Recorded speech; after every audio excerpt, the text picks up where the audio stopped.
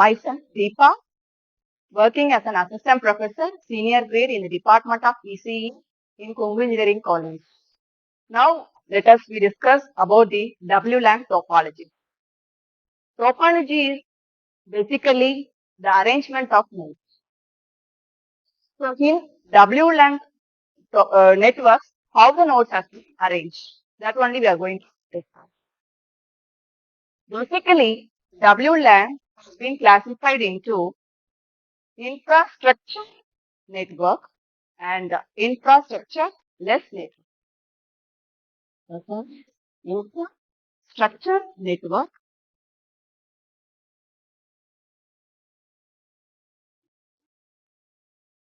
The next one is infrastructure-less network.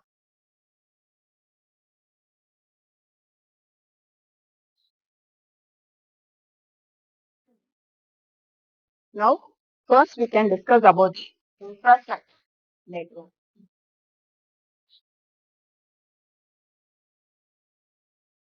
So, infrastructure network in the sense, we will have a central control.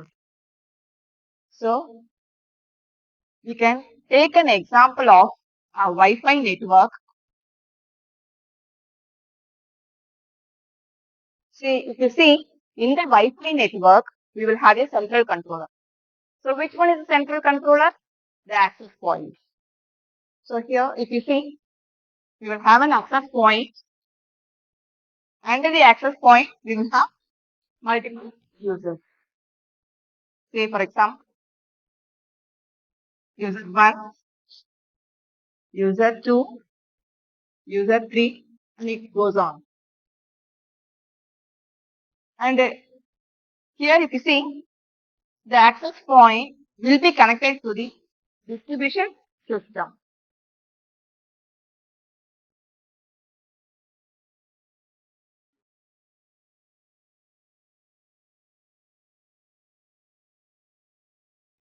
And this distribution system is connected with server.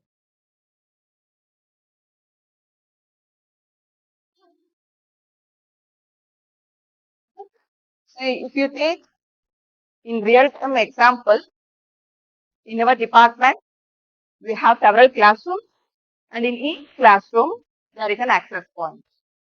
And to every access point, several students are accessing the internet connection. Okay, say for example, in class A, final year classroom A, we are having an access point 1. So under this access point 1, there are several students are accessing the internet connection. And we are having another access point in final year classroom B. And under this access point, several students are accessing the internet connection.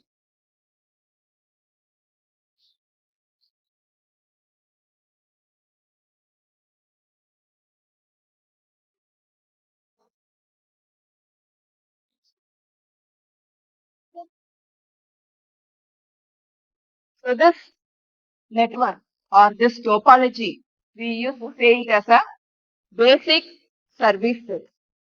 BS, basic service set, BSS.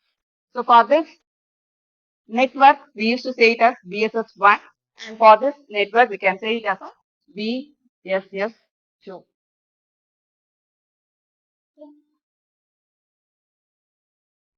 Suppose a student is accessing the internet connection from the access point 1. Now he wants to move to another classroom.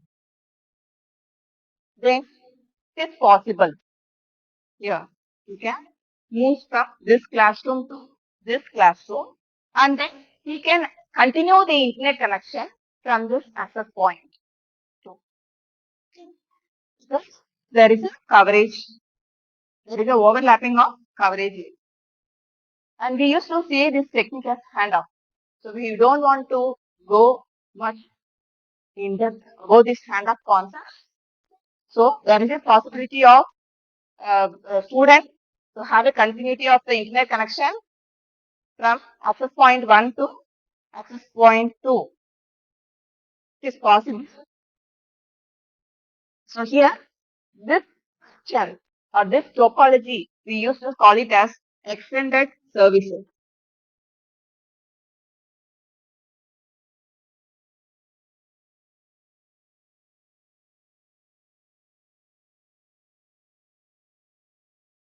Because if a student is accessing the internet connection from access point 1, if he wants to move from this access point 1 to access point 2, or we can say in terms of classrooms, from classroom A to classroom B, he can continue his network connectivity.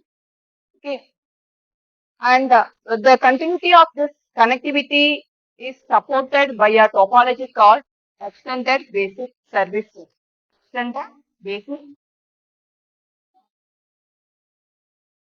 extended basic services.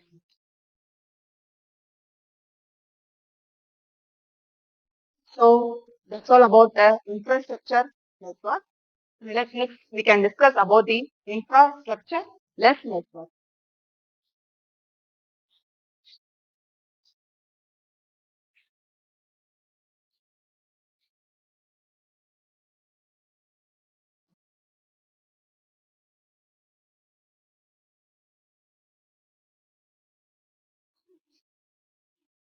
So from the name itself, we can understand that what is infrastructureless network.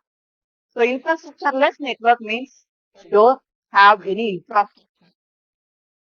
That is, in the Wi-Fi connection, we said that access point is acting as a central control. But here, in this infrastructureless network, we don't have a central control. Instead, the user one will be communicating to user 2 straight away. That is in the form of ad hoc session. It's called infrastructure-less network. So your infrastructure-less network is, there are several examples are available. First, you can say it as MANET, this mobile ad hoc network. On the next one, you can say it as WANET, and it goes on. Okay. So in this case, MANET, mobile ad hoc network, you can see the application is wireless sensor network. So if you want to detect a volcano, landsliding, or earthquake, we can go for this type of network communication. Say for example, in recent days, we know that there is a landsliding in Wayanad, Kerala. It is unexpected one, but if there is a MANET means MANET network means it is easy for us to detect this landsliding in the earlier stage. So we can avoid many disasters. So there is possibility to place sensor nodes at different places through helicopters because we cannot go in person and in place the sensors at different places. So by using drones or by using helicopters, we can place several sensors in the location, and here that sensors will be forming a self-organized network, and if there is a landsliding possibility, immediately it will send an alert to the control room through the MANET network. Say for example, so we can place the sensors, several sensors are there. Okay, so if the landsliding is occurring in this place, so this sensor will detect the occurrence of landsliding and it will pass the information to this sensor node. And this will pass the information to another sensor node. It keeps on going and it reaches the control room. So that the control room will alert the people to evacuate from that place so that we can prevent lot of lives and disasters so many things. Okay. So it is a good example of a managed network. It's a good application. We can use this managed in the volcano direction also. In Indonesia, there are so many occurrence of volcanoes. So that can be looked at an earlier stage with the help of this managed.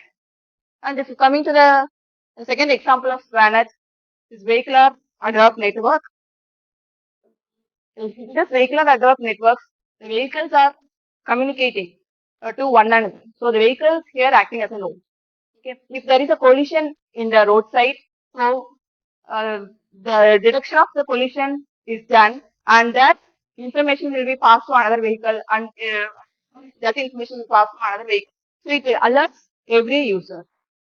Okay. So we can avoid collisions in the place by using this VANET network. Thank you.